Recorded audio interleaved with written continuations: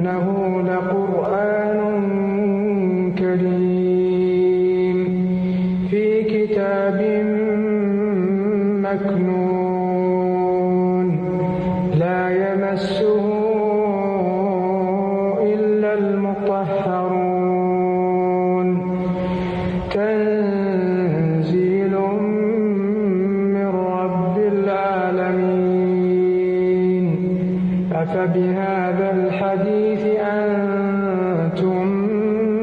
مدهنون وتجعلون رزقكم أنكم تكذبون فلولا إذا بلغت الحلقوم وأنتم حينئذ تنظرون ونحن أقرب إليه